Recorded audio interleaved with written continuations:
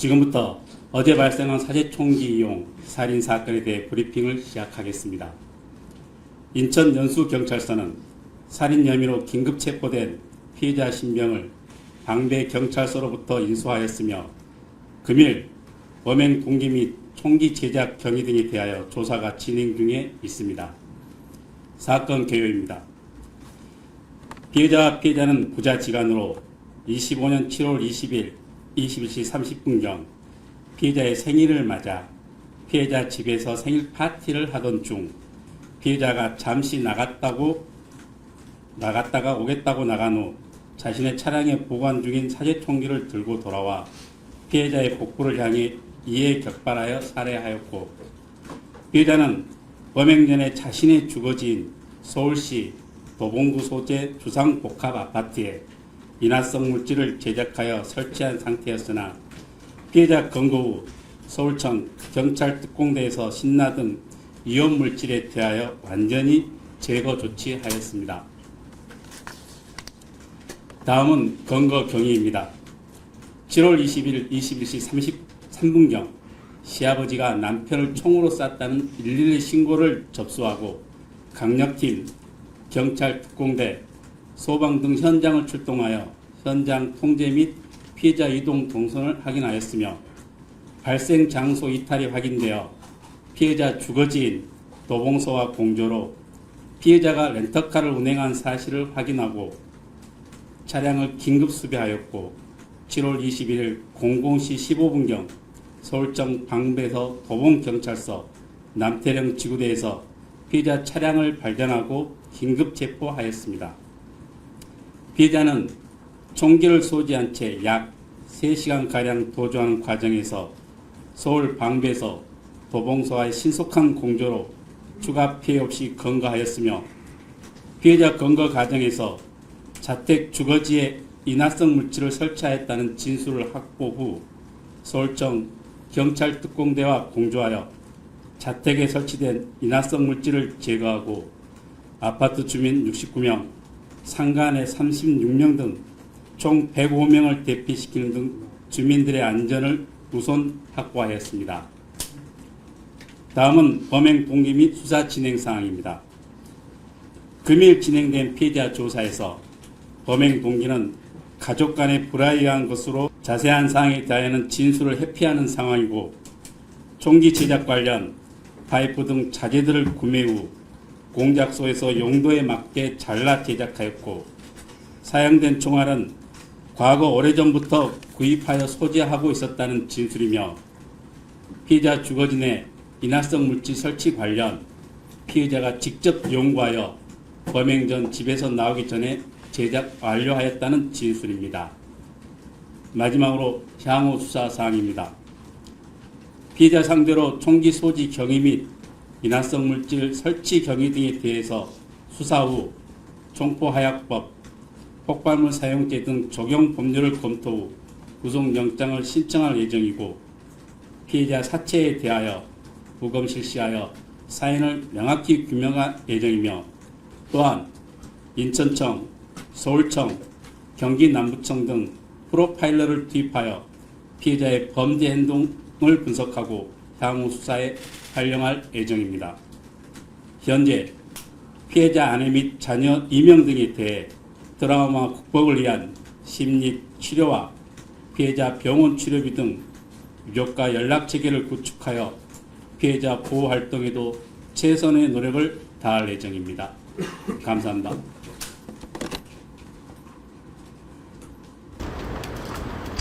안녕하십니까. 연수경찰서 형사과장입니다. 지금부터 추가 질의응답 시간을 갖도록 하겠습니다. 답변 드릴 내용은 피의자 진술에 따른 것으로 보강 수사를 통해서 객관적으로 추가 확인할 예정임을 우선 알려드립니다. 질문 받겠습니다. 네, 말씀하십시오. 예, 문화일보 박성훈 기자입니다. 이게 지금 가정 불화라고만 간단하게 나왔는데 이게 아들에 대해서 어떻게 이런 어떤 뭐랄까 이게 킹쇼를 품게 됐는지 그거에 대해서 좀 한 말씀 부탁드리겠습니다. 네, 지금 피의자가 구체적인 동기에 대해서는 진술을 회피하고 있는 상황입니다. 그래서 차후에 프로파일러 등을 투입을 해서 상세 내용을 확인할 예정입니다. 다른 질문 있으십니까? 이대일 이주문이라고요. 그 범행 당시에 사제총기 2개로 2발 발사했다고 알고 있는데 3발씩 발사한 맞는지 확인 좀. 네, 정확한 그 실탄 사용 개수를 말씀드리겠습니다. 그 피의자가 그 산탄 총알을 총 3발을 발사를 했는데 피의자를 향해서 2발을 발사하고 문에다가 1발을 더 발사를 했습니다. 그래서 사용한 총알은 총 3발입니다. 총기는 몇 정인가요? 총기라고 말씀드리기가 굉장히 어려운 게 이게 그 굉장히 조악하게 만들어져 있는 사제 총기다 보니까 총신 한 열에, 그러니까 쇠파이프로 이루어진 총신 한 열에 총알이 1발이 들어갑니다. 그래서 이걸 그 발사기라고 할 수 있는, 그러니까 그 손잡이가 있는데 그 손잡이에다 연결을 해서 그 발사를 하는 그런 형태로 이루어져 있습니다. 그 총기 하나에 1발 들어가잖아요. 예, 그렇습니다. 나머지 2발은 뭘로 쐈죠? 그러니까 2발을 피해자에게 이제 발사를 했고 나머지 1발은 문에다가 발사를 했습니다. 그러니까 쇠 파이프가 3개라는 거죠? 그렇죠. 사용한 쇠파이프는 3개입니다. 쇠파이프 3개, 손잡이 하나인가요? 예, 그렇습니다. 사제총기의 작동 원리나 제작 방법은 지금 현재 수사 중에 있고 그 피의자가 적극적으로 진술을 해주지 않고 있는 상황이고요. 앞으로 계속 수사를 통해서 밝혀내도록 하겠습니다. 문입니다. 문. 예. 네, 말씀. 네, 저 헤럴드 병대 이영기 기자입니다. 2가지 질문 있는데요. 그 총을 격발한 장소가 가족들이 다 모여 있는 곳, 그러니까 아이들 2명이 볼 수 있는 장소에서 격발을 한 건지랑 먼저 여쭙고요. 2번째로는 사제 총기가 화약에 의해서 발사되는 건지 아니면 장력에 의해서 발사되는 건지 그것 좀 말씀해 주실 수 있나요? 네, 그 격발을 한 장소는 그 아파트 실내에서 이루어졌기 때문에 가족들이 모두 볼 수 있는 상황이었고요. 그 다음에 그 총알 같은 경우에는 일반적인 그 산탄 총알이기 때문에 뒷부분에 그 공이가 닿는 부분을 가격을 하면 그 안에 있는 장약이 폭발하면서 내부에 있는 쇠구슬이 발사가 되는 그런 시스템입니다. 지금 목격자 진술도 확보를 했는데 특별히 동기라고 할 만한 부분이 현장에서 뭐 예를 들어서 피의자가 뭐 그런 말을 했다거나 뭐 소리를 질렀다거나 이런 부분이 없기 때문에 확인이 되지 않고 있습니다. 그럼 어떤 상황에서 밖으로 나갔다가 나온 거죠? 다시 들어온 거죠? 총기를 가지고 들어온 거죠? 어떤 상황에서? 그러니까 화기애애한 상황에서 갑자기 나갔다가 총기를 들고 와서 발사했다는 거잖아요. 화기애애했는지까지는 저희가 판단하기가 어렵고요. 어쨌든 가족들끼리 모여서 이야기를 하고 있던 와중에 나갔다 들어오면서 총기를 가지고 들어온 것입니다. 일단 그 차 안에서 발견된 그 총기라고 하시면은 조금 약간 이제 좀 뭐라고 표현하기가 좀 어려운데 이 총기가 뭐 열정 이렇게 있었던 것이 아니라 그 총열에 해당되는 그 쇠파이프가 11점이 차 안에 있었고요. 그리고 그 피의자가 현장에다가 사용한 총열은 2점을 버리고 갔습니다. 그러니까 총기가 뭐 추가로 막 10몇 점이 발견된 게 아니라 그 총열이 그 11점이 발견이 된 것입니다. 그리고 그 집에다가 설치한 폭발물은 이 피의자가 다시 집에 돌아가지 않을 생각으로 자포자기하는 심정으로 집안에다 설치를 해놓은 것으로 지금 추정하고 있습니다. 네, 일단 그 총기 관련 전과는 없고요. 그 다음에 정신병력도 역시 없는 것으로 확인이 됐습니다. 특별히 몸싸움 흔적은 없었습니다. 그러다 그 생일 축하잔이죠, 그러니까 아버지. 네, 그렇습니다. 그 어떤 대화가 주로 오고 갔다고 유족들은 말씀하시나요? 아직 대화 내용까지는 파악하지 못했습니다. 네. 경찰관 하나 거니까 그 생일 파티에 지인들도 같이 있었다고 하는데 지인들은 그 피의자랑 어떤 관계에 피의자와 관계가 있었던 것은 아니고 그 피해자의 처의 지인입니다. 주치 상태도 아니었고 저희가 마약 간이 검사도 실시를 했습니다. 근데 역시 음성으로 나왔습니다. 무직입니다. 피의자의 아내는 이혼한 지 20년 됐고요. 예, 그래서 피의자만 그 해당 범행 장소에 갔었던 것이고, 그리고 계획을 언제부터 했는지는 아직 명확하지 않습니다. 좀 더 수사를 해봐야 될 것 같습니다. 일단 그 총격 사건 이후로 그 가족들이 안방으로 대피를 한 상태에서 신고를 했습니다.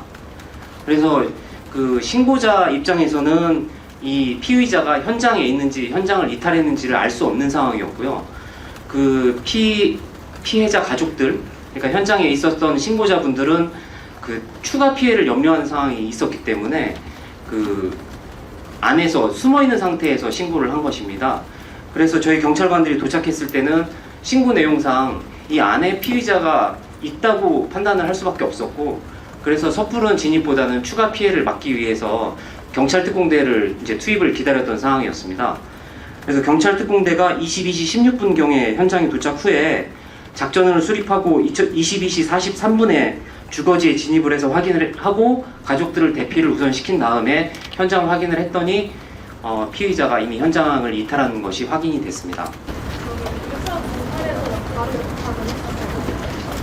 예, 그렇습니다.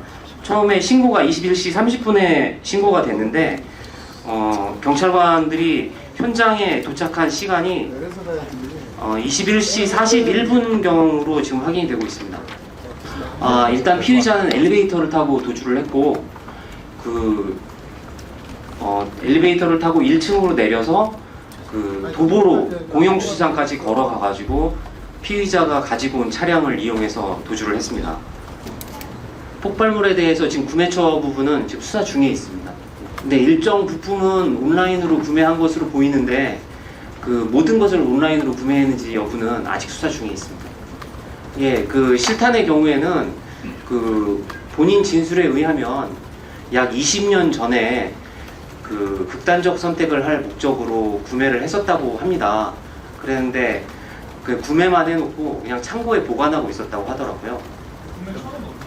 구매처는 그 정식으로 본인 진술에 의하면 정식으로 그 총기 허가를 보유하고 있는 사람이 뭐 수렵용으로 사용하고 남은 실탄에 대해서 판매한다는 그 내용을 보고 자기가 연락을 해서 그 구매를 했다고 합니다. 개인적으로. 몇 발이나 구매했죠? 총 구매한 그 실탄 개수는 그 본인이 정확하게 기억을 하고 있지 못합니다. 그런데 범행에 요번에 이제 사용하고 남은 실탄 개수는 86발입니다. 쇠구슬이 아니라 실탄. 그 수렴용 산탄총은 그 실탄 내부에 쇠구슬이 들어 있습니다. 여러 개가 들어 있습니다. 모든 86발이 모두 상상. 예, 그렇습니다. 네. 그 실탄을 구매했던 이유가 부인과 이혼 관련해가지고. 그거는 진술이 아직 명확하지가 않아서 계속 수사를 해봐야 될 것 같습니다.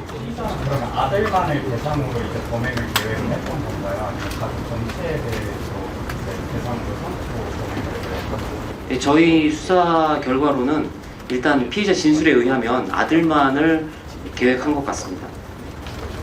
네. 피의자는 탄약 같은 것들을 살 수 있는 그런 총기 허가증 같은 것들은 있었는지 없었습니다. 그리고 차에 보관돼 있던 나머지 총열에도 마찬가지로 그 총알이 장전돼 있는 상태는 일부는 장전되어 있고 일부는 장전되어 있지 않았습니다. 이쪽부터 하겠습니다. 네. 11명입니다. 네. 통신이 여러 개인 걸로 봐서는 그게 일회용인 것 같은데 한 발 쓰면 버리는 그 일회용식인지 아니면 다회용으로 사용할 수 있는 건지. 일회용이 맞습니다. 또 예. 쇠구슬 크기를 좀 묘사해 줄 수 있어요? 어느 정도 크기인지. 어떤 거죠? 쇠구슬 크기요. 쇠구슬 크기요? 예. 쇠구슬 크기는 좀 작습니다. 많이 작습니다. 모래알 정도예요? 아니면 비밀? 모래알보다는 조금 큽니다. 예, 그 정도 됩니다. 일단 그 총기 제작 방법에 대해서는 지금 계속 수사 중에 있고요. 지금 당장 확인해 드릴 수는 없을 것 같고요. 그 다음에 두 번째 질문 뭐였죠? 어디로 도주하려고 했는지하고 자살을 생각했는지. 도주는 본인 진술에 의하면 저 미사리 방향이나 아니면 한강 쪽으로 가려고 했다, 이런 진술을 하고 있습니다.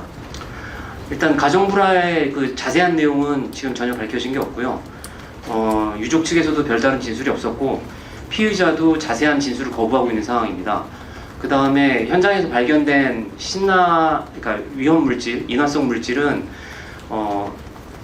페트병에 이렇게 나눠서 담겨져 있었는데, 담겨져 있는 병이 대략 15개 병에 담아져 있었습니다. 유서는 발견되지 않았고요. 그 다음에 그 아파트 소유권 문제는 저희가 확인해 보지 않았습니다. 그만하겠습니다. 이제. 예, 이상으로 마치겠습니다. 예.